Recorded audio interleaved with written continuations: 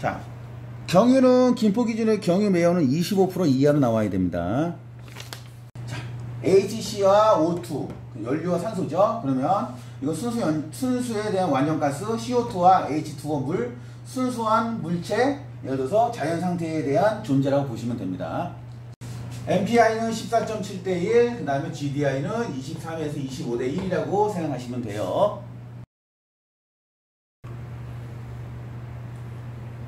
안녕하세요. 차영TV 차영입니다. 오늘 시간에는 어떤 거 할 거냐, 뭐 복잡하다고 뭐 뒤에서 보이시겠지만은 간단해요. 근데 어느 정도는 이게 기초를 좀 알아야 되는 부분이 있어요. 사장님들 검사 받고 오시면 이렇게 검사 이제 그죠? CO, HC 뭐 이런 거 테스트한 거 나오지 않습니까? 디젤은 이제 몇 프로에 통과됐는지 나오잖아요. 뭐 차축거리라든지 뭐 이런 거는 어차피 거의 이거는 뭐 내가 사고 나지 않은 이상은 다 통과해요. 라인이나 이런 소모품도 이제 예를 들어 체크를 해주지만은 중요한 건 뭐냐? 도대체 HC가 아니고 CO가 있고 그렇지 않습니까? 뭐 CO2가 있고 왜 빠꾸를 많이 하는 얘기죠. 그렇죠? 근데 뭘 빠꾸 맡았는지 잘 모른단 말이에요. 고객님들은 그냥 빠꾸 맡았으니까 카센터 가서 빠꾸 맡아서 수리해 주세요. 아니면 지정업체에 가가지고 뭐 공업사 이제 예를 들어서 19공업사에 맡았는데 어디 가서 수리하고 오세요. 이렇게 한단 말이에요. 좀 답답하지 않습니까? 내가 뭐가 빠꾸 맡았냐는 얘기죠. 이제 그거를 한번 이번 시간에는 차용 방식입니다. 또 그런 부분을 이제 풀이를 한번 해보는 자리로 만들어 보겠습니다. 당연히 뭐냐, 저도 이 영상 찍기 전에는 그 전에 테스트하기 여기 보셔요. 5가스, 이 5가스를 토대로 몇 번, 저희가 한 2번 정도 간단하게 달아본 게 있어요. 이 가스에 대해서 아주 구차하게 나가면 사장님 이거 한 3시간, 2시간 찍어야 됩니다. 그쵸? 그런데 오늘은 간단하게 그냥 자동차 정기검사 결과표를 볼 수 있는 눈을 한번 떠보자. 예, 요걸로 이제 한번 만들어 보겠습니다.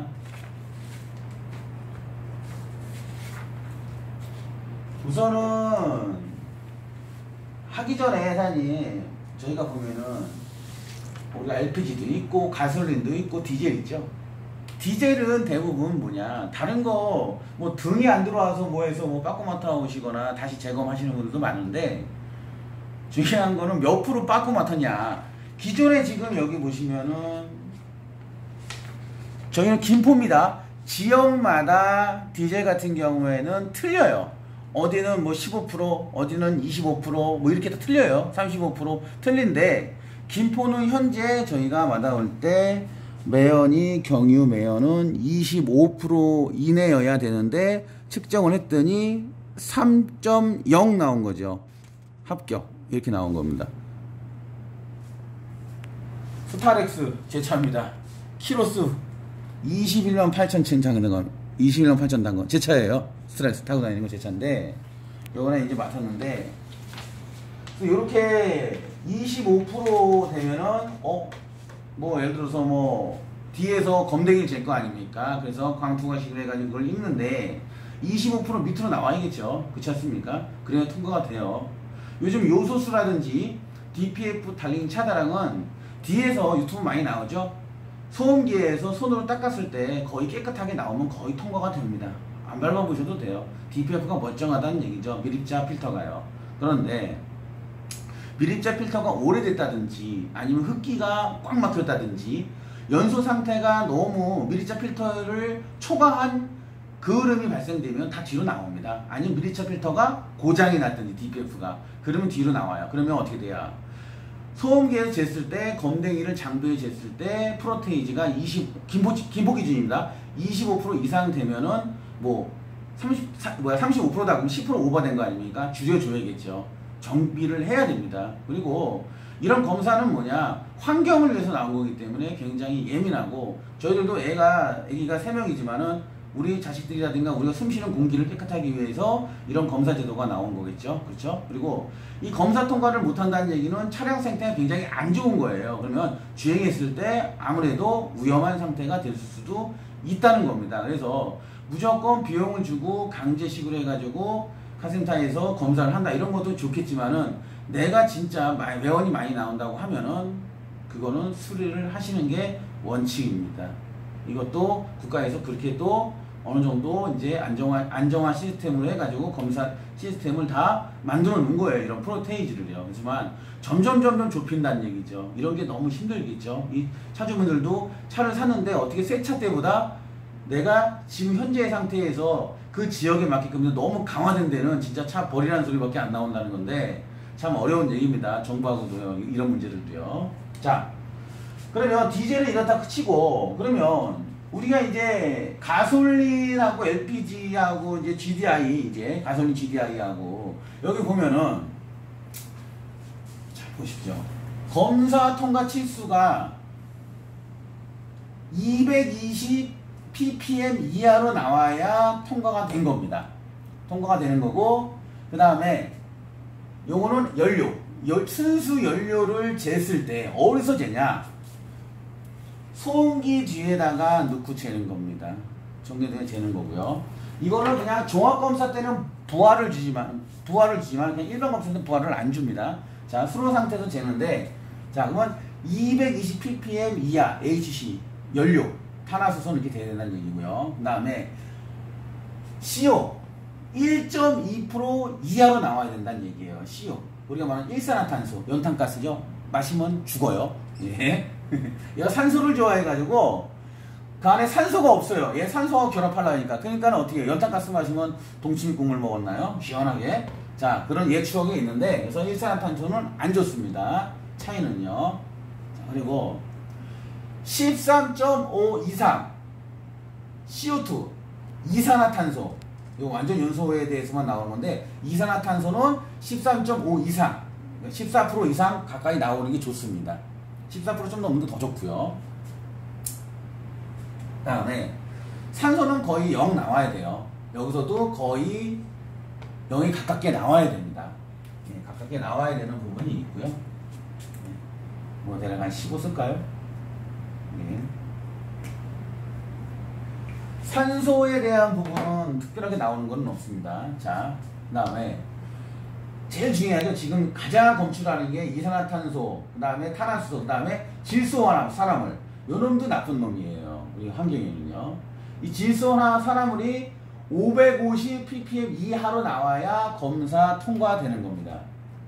이 질소산화물, 공기하고 온도입니다. 우리가 대기 중에 산소만 있는 게 아니고 질소도 있지 않습니까? 그쵸? 질소가 대략 한 78% 정도 됩니다. 산소가 대략 O2, 산소가 한 1% 이상 되고, 그 다음에 그 잡다한 공기라든가 가스가 있겠죠. 그쵸? 그래서 이 질소 하나물이 공기, 그 다음에 온도가 높으면은 이 발생이 돼요. 안 좋고요. 그 다음에, 촉매가 수명이 다 돼도 이 질소 산화물이 NOx가 많이 나옵니다. 그래서 촉매의 수명을 알 수가 있는 거죠. 검사를 통해서요. 촉매 왜 달아놨겠냐는 얘기죠. 그쵸? DPF 왜 달아놨겠냐는 얘기죠. 자, 이런 뜻이에요. 그러니까 환경을 왜 달아놨다는 얘기고요. 그 다음에 여기 보면은 14.7대 1, 그러니까 14.7 연소실 안의 공기 비율이 AFR이 14.7이 와야 되고요. 그 다음에 C4.7%하고 연료가 1%의 연료가 필요하다는 얘기예요. 연소실 안에요. 자, 그런데 여기 보면 이것도 다 중요합니다. 그렇지만 이 비율은 뭐냐? 보세요. 실린더 안은 밀폐된 공간이에요. 밀폐된 공간. 우주란 얘기죠. 우주에서 폭발을 하는 거예요. 거기다가 연료하고 공기, 산소, 그쵸? 넣어서 폭발을 시켜주는 겁니다. 우주. 그쵸? 그렇기 때문에 이런 가스들이 이게 단독적으로 검출이 되는 게 뭐냐? 들어간 거 대비 정확한 검출이 되는 게 밀폐된 공간이라는 얘기예요. 그쵸? 그렇기 때문에 이렇게 검출이 정확하게 뒤에서 소음기만 터지지 않은 이상은 됩니다. 예, 소음기 터지면은 O2 많이 나와요. 상승합니다. 예, 이것도 좀 포인트입니다. 자, 그러면 자, 우리가 예를 들어서 보자고요. 여기서 제일 중요한 거는 다 중요하지만은 보자고요. 탄화수소, HC가 뭐냐? 우리가 거기 써 있는데 그냥 순수 연료라고 생각하시면 됩니다. 그냥 휘발유, 뭐 LPG, 가스 아니면 휘발유라고 생각하시면 돼요. HC는요. 얘는 뭐냐? CO는 일산화탄소는 덜 탄 겁니다. 탄화수소가 덜 타서 일산화탄소가 된 겁니다. O2가 아직 못 붙었기 때문에요. 그쵸? 산소하고 아직 결합이 덜 됐다는 얘기죠. 덜 탄 연료고요. 그래서 CO가 많이 나오면 힘이 없어요. 그리고 연미가 안 나옵니다. 그 다음에 이산화탄소, 그쵸? 그러면 이거는 뭐냐? 완전 연소 조건에서만 나옵니다. 순수 원자입니다. 자연 순수 원자라고 생각하시면 돼요. 이산화탄소는요. 다른 데서도 많이 예를 들어서 하죠. 뭐 예를 들어 가지고 탄산이죠. 뭐 음료수를 마신다든지 뭐 어떤 뭐 얘를 뭐 차갑게 한다면 드라이 아이스가 된다든지 여러 가지입니다. 이게요. 그죠? 자, 그래서 이런 이산화탄소. 그다음에 얘도 너무 많이 나오면 안 되겠죠? 뭐 오존을 파괴한다 그래가지고 요즘 그런 것도 지금 이산화탄소 많이 나온다 그래가지고 자동차 막 규제 막 하지 않습니까? 그렇죠? 그 놈이에요, 이놈이. 그다음에 산소가 있는 거고요. 자, 그다음에 질소산화물 아까 공기하고 온도 얘는 AFR은 공기의 비율, 람다값. 그다음에 요거는 연료의 비율이라고 생각을 하시면 됩니다. 그렇죠? 그래서 여기서 요걸 이겼단 말이에요. 그런데 가장 핵심은 뭐냐? 사장님 우리 고객님들 보면은 소음기 뒤에 보면은 막 뒤따라가면은 겨울에 막 흰 연기 나죠. 김 아닙니까? 김. 우리 이제 라면 끓여 먹으면 김 나는 것처럼 겨울이니까 더 잘 보이겠죠. 그리고 보면은 어떤 장 확 밟으면 물이 확 나와요. 그쵸? H2O. 자, H2O. 물이 있습니다. 물. 내가 금방도 물 한 잔 먹으러 내려갔다 왔어요. 자, 중간 잘렸죠, 살짝? 물이 있는데, 물도 순수 원자예요. 우리가 이제 환경적으로 봤을 때. 자, 그러면, 불완전하지 않는다는 얘기죠, 원자 구조가. 그래서 여기가 중요한 게 뭐냐면, 이 위도 중요하지만, 가장 핵심적인 부분은 이 부분입니다. 이 부분이라고 생각을 하시면 돼요.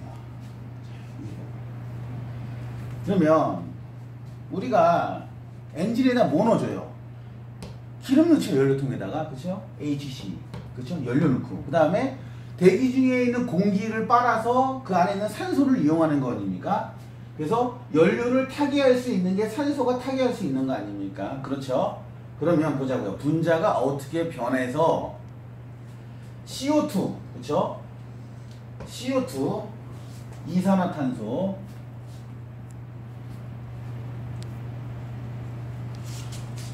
H2O, 우리가 아는 그냥 물. 이 두 개의 예를 들어 가지고 물체는 순수 원자 구조를 가서 완전 연소 물체라고 이제 볼 수가 있는 겁니다.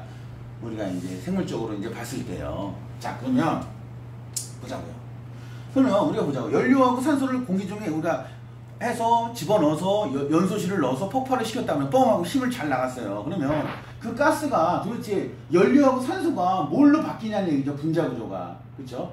쉽게 얘기하면 사람은 뭐야? 쌀을 먹고 소주도 먹고 고기도 먹으면 뭘로 변합니까? 똥으로 변하죠. 그러면 똥을 들어가서요. 다시 그거가 식물이 먹고 다시 나오죠. 그 영양분을 빨아서 우리 사람은 다시 그걸 따서 먹어서 똑같이 순환 구조가 되어 있는 겁니다. 모두 순환이에요.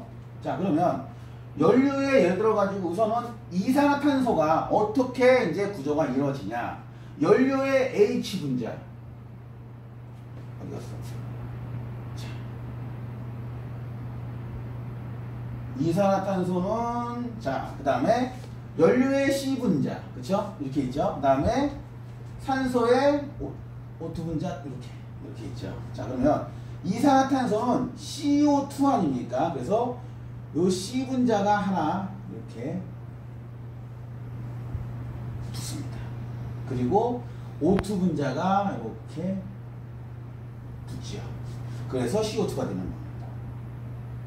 분자 구조가 이렇게 이루어지는 겁니다. 쉽게. 더 자세하게는 너무 어렵습니다. 쉽게 이해하려고 하는 거예요. 자, 그러면 또 물은 어떻게 되냐?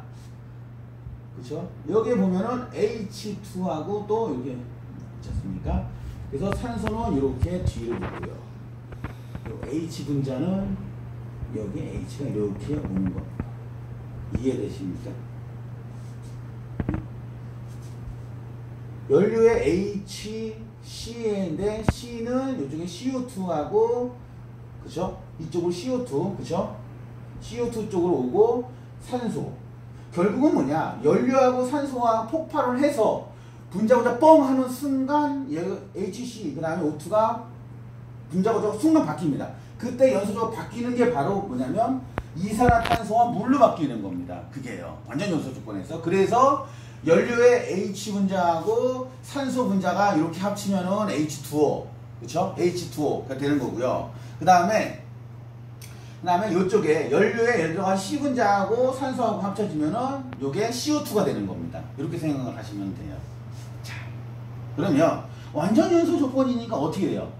너무 많이 나오는 건 하지만 내가 아침에 먹은 만큼 저녁에 똥이 나오는 것처럼 내가 연료를 분사한 만큼 물과 그렇죠? 어디 갔어? CO2 그렇죠? 이거는 화살표 시간 위로 돼 있지 않습니까? 그렇죠? 물도 어떻게 보면 규정 안에서는 위쪽입니다. 자, 이렇게 되는 겁니다. 나머지는 다 밑이에요. 다 밑인데 물과 CO2만 위로 돼 있죠. 어디에 보면요? 여기에 보면요. 검사 필증에 보면 이렇게 나와 있어요. 그래서 사람들 검사 맡으면은 그런 부분이 나와 있습니다. 이거 디젤이라 안 나와요, 거기. 자, 디젤 받은 거나. 자, 그래서, 자, 요거 이해하시나요? 요것도 이해 못하겠다. 전화 주세요. 전화로 내가 또 간단하게 또 설명드립니다. 설명드릴 거고. 너무 어리게 복잡하게 지금 계속 설명해봐야 어려워요. 자, 그래서, 자, 그러면, 원자. 자, 얘에 대한 원자는 뭐냐? 원자란 자연 상태로 존재할 수 있는 순수한 물체. 그쵸? 자동차에서는 H2O 물과 CO2 이산화탄소라는 얘기죠. 뭐, 어떤 게, 여기 보면, 연료 HC와 산소 O2를 집어넣었을 때라는 얘기죠. 불을 붙였을 때. 예? 그쵸? 원자 구조가 이렇게 순수한 물체로 바뀌어야 정상이다 라는 얘기입니다. 정상이다. 만약에 이렇게 안 바뀌고 이렇게 안 바뀌고요. 안 바뀌고 자 이거 다시 한번 볼게요. 이렇게 안 바뀌고 보십시오. 검사 치수가 220인데 250 나왔어. 그쵸? 얘는 1.2%인데 뭐 2.5%가 나왔어. 문제가 있는 거죠. 그쵸? 연수 상태가요. 정비 받으셔야 됩니다. 정비 받으셔야 되는 거고요. 그래서 그런 부분에 대한 거 있는 거고. 그 다음에 여기서 포인트는 뭐냐? 또 하나. 10년 된 차량 있죠? 10년 된 차량, 정상인 차량. 이걸로 테스트하기로 측정하면요. 거의 이렇게 나와야 정상입니다. 조금은 예를 들어가 조금 더 나올 수는 있어요. 몇 프로 정도는. 그런데 HC는 0. 솔직히 말씀드리면 HC는 0. CO 0. 그 다음에 CO2는 14% 이상. 그 다음에 산소 0. 뭐 NOx는 100 밑에 정도 나옵니다. 처음에 시동 걸고 나면요. 요소 왔다 갔다 나오고요. AFR은 이제 공기의 비율은 14.7대 남자값은 1입니다. 이건 뭐냐? 우리가 MPI 기준이라고 보시면 됩니다. MPI 기준. 이게 뭐냐? 흡기 다기간에 분사하는 방식. 이렇게 생각하시면 됩니다. MPI 방식. 그 다음에 GDI는 직접 분사 방식이라 해가지고 그거는 한 23대에서 한 5대 한 1 정도 나옵니다. 그래서 공기가 그만큼 더 많이 필요하다는 얘기죠. 그래서 밸브 크기 하는 이유가 그래서 그런 겁니다. 자, 요즘 또 보면은 또 현대에서 LPG 다이렉트로 쏘는 것도 나온다고 또 그런 거 있는데 또 재문안 저료도 나오고 그러면 또 그것도 한번 올려보는 거고요. 근데 LPG가 싸요. 요즘 또 디젤 환경적으로도 안 좋고 그러죠. 자, 그러면 다시 한번 정리를 해보면 쭉 보세요. 그냥 간단하게 쭉 보세요. 복잡하죠? 복잡할 거 하나 없습니다. 하나 없고요. 연료와 산소만 기억하시면 됩니다. 연료와 산소만 기억하시면 되는 거고요. 그 다음에 우리가 연료하고 산소가 넣었을 때는 무조건 측정을 했을 때 CO2와 H2O 물 요거는 들어가는 만큼에 대한 걸 기준을 잡았을 때는 최고치가 나와야 된다 라는 걸 기억하시면 되고, 이 CO2와 예를 들어 가지고 H2O는 원자의 자연 상태로 존재한 순수한 물체다 라는 얘기입니다. 요거 기억 잘 하시면 됩니다. 그래서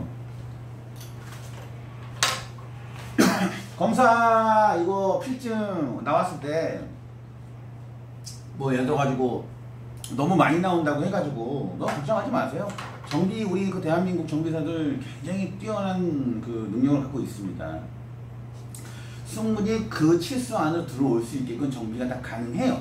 그렇지만 돈이 들어가겠죠. 그렇죠? 그래서 주머니 사장 잘 해서 상담하에 그런 부분 검사소 가서 이상이 없으면 좋은데 이상이 있으면은 하셔야 되고 정기적으로 한 5만 킬로에 한 번 정도는 측정을 해서 그런 것도 한번 이제 그 소음계에다 측정을 해가지고 프로브를 측정을 해서 COHC 같은 것도 한 번씩 점검해보는 것도 예방정비 차원에서도 괜찮습니다. 딱 이런 것도 저런 거 다 귀찮다. 그러면 정비사만 잘 들으셔가지고 플러그 배선, 플러그 뭐 코일, 흡기 클리닝, 밸브 클리닝, DPF 클리닝 이런 것도 적당하게 요즘 스캔 데이터에 대한 것도 나올 수 참조하면 확인해서 수리해 보시는 것도 나쁘지 않고 아주 좋은 방법입니다. 자, 촬영도 여기서 마치고요. 다음 시간에 또 제가 또 생각해서 요거 한번 다뤄봤으면 하는 것도 한번 달아보고 정비 들어오는 것도 이런 거 써도 본론 없어도 재미난 것 같다. 이거 한번 달아봐야겠다. 그런 거 있으면 또 한번 영상 찍는 자리로 만들어 보겠습니다. 시청 감사하고요. 구독, 좋아요 부탁드리겠습니다.